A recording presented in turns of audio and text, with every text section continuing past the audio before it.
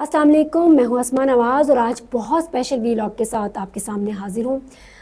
بہت نعرے سن رہے ہیں، بہت انقلاب کی باتیں ہمارے سامنے آ رہی ہیں کہ عوامی طاقت نے ہمارے پڑوسی ملک میں جو ہے وہ انقلاب لایا ہے اور جبر کے خلاف عوام اٹھ کھڑی ہوئی ہے۔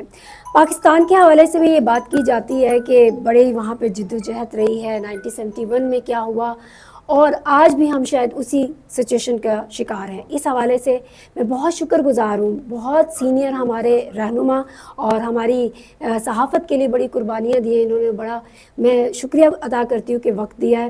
ناصر زیدی صاحب میرے ساتھ موجود ہیں، میں بہت خوشی محسوس کر رہی ہوں، الفاظ میرا ساتھ نہیں دے رہے، اتنی بڑی شخصیت کے سامنے بیٹھنا ہی بہت بڑی کامیابی ہوتی ہے۔ السلام علیکم سر۔ بہت شکریہ سر، آپ نے وقت دیا اور ایمرجنسی میری کال پہ آپ نے مجھے تعاون کیا۔ سر یہ جو واقعہ ہوا ہے 5 اگست کو اور ہم سن رہے ہیں کہ بنگلہ دیش میں بہت بڑا انقلاب آ گیا ہے اور لوگوں کی زندگیاں تبدیل ہو جائیں گی، پاکستان میں بھی 1971 کے حوالے سے لوگ حوالہ دے رہے ہیں کہ غداری ہوئی تھی، اور سارا یہ سب سینیریو 1971 سے آپ نے دیکھا ہے کس طرح کی جدوجہد تھی، اور تب کے بنگلہ دیش کے بنگالی لوگوں میں اور آج کے بنگالی لوگوں میں کیا مختلف ہے، اور پاکستان میں علیحدہ ہونے کے لیے کیا امکانات تھے، کیوں ہم سے ہمارا بنگلہ دیش جو ہے وہ علیحدہ ہوا تھا؟ دیکھیے، بات یہ ہے کہ ایسٹ پاکستان اور جو اب بنگلہ دیش ہے، بنگلہ دیش کی پولیٹیکل ڈائنامکس کو سمجھنے کی ضرورت ہے۔ بنگلہ دیش میں پالیٹکس بڑی میچور ہے اور وہاں پہ مسلم لیگ بنگلہ دیش میں بنی تھی، اور بنگلہ دیش ہی کی جو اپرائزنگ تھی اس نے پاکستان کی موومنٹ میں جو ہے وہ بڑا اہم رول ادا کیا۔ تو موومنٹس کا ایک ہسٹری ہے بنگلہ دیش میں۔ تو ہمارے ہاں کیونکہ پولیٹیکل میچورٹی جو ہے وہ نہ ہونے کی وجہ سے ہمارا جو خطہ ہے، یہ اس وقت کا ویسٹ پاکستان اور اب کا پاکستان، یہاں پہ پولیٹیکل پروسیس جو ہے نا اس طرح سے کبھی رہا نہیں، اور پولیٹیکل پارٹیز جتنی بھی بنتی تھیں وہ گراس روٹ لیول پہ عوام کو موبلائز نہیں کر سکتی تھی۔ تو ایک بنیادی فرق جو ہے نا ایسٹ پاکستان اور ویسٹ پاکستان میں پولیٹیکل کانشسنس کا ہے۔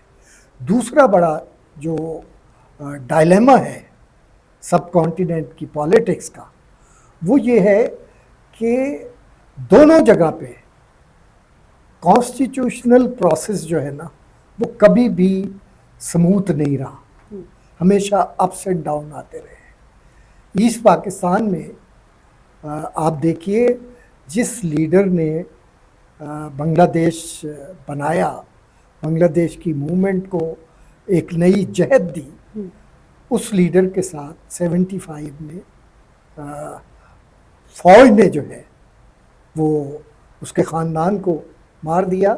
خالدہ ضیاء اور اس کی بہن نہ اگر باہر نہ ہوتی تو پورا خاندان مارا جاتا۔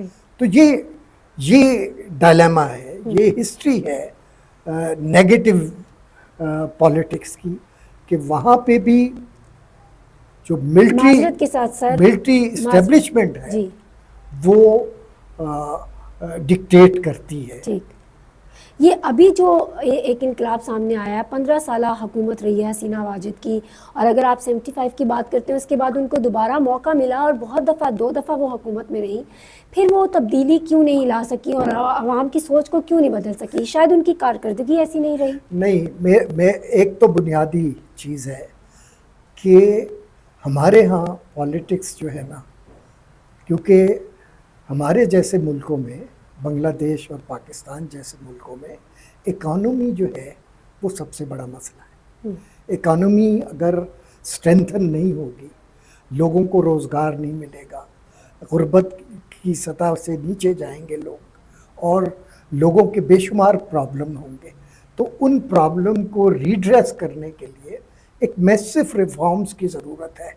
تو یہ ڈائلیما ہے حسینہ واجد کا، کہ حسینہ واجد پولیٹیکل ریکنسیلیشن جو ہے وہ نہیں کر سکی، اپوننٹ کے ساتھ جو ہے نا اس نے ریکنسائل کرنے کی بجائے اپوزیشن کو جو ہے وہ ٹارگٹ کیا. ٹھیک.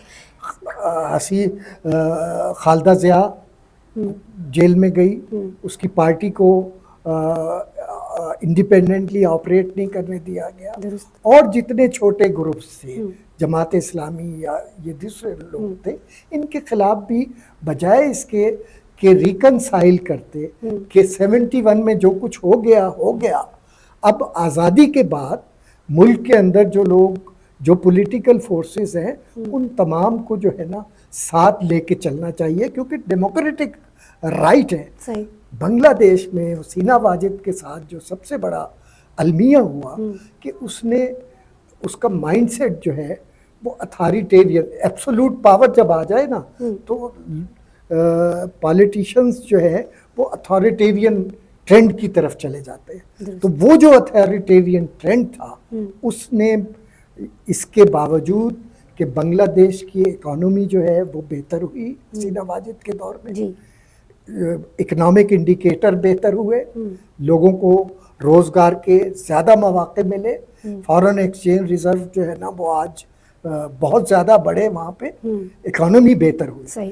لیکن کیونکہ پالیٹکس جو ہے اس میں ایک گیپ تھا, اور وہ کنفرنٹیشن جو ہے وہ بڑھی, تو ایسی سچویشن میں ایک چنگاری جو ہے نا پوری سوسائٹی کے اندر جو ہے نا اپہیول جو ہے وہ پیدا کر دیتی ہے. تو اسٹوڈنٹس کی یہ موومنٹ جو ہے, اس میں کوئی پالیٹیشین انوالو نہیں تھا اس موومنٹ کے اندر, یہ یوتھ کی اور اسٹوڈنٹس کی موومنٹ تھی. اور ایسٹ پاکستان کا یہ خاصہ رہا ہے کہ ایسٹ پاکستان میں جب بھی اس طرح کی موومنٹ چلی ہے, 70 میں یحییٰ خان کی مارشل لاء کے خلاف جو موومنٹ کا والیوم تھا وہ ایسٹ پاکستان میں تھا. ایسٹ پاکستان کا اسٹوڈنٹ جو ہے وہ اینٹی ایو موومنٹ میں, اینٹی یحییٰ موومنٹ میں سڑکوں پہ تھا, اور اسی نے ڈکٹیٹر کو چیلنج کیا.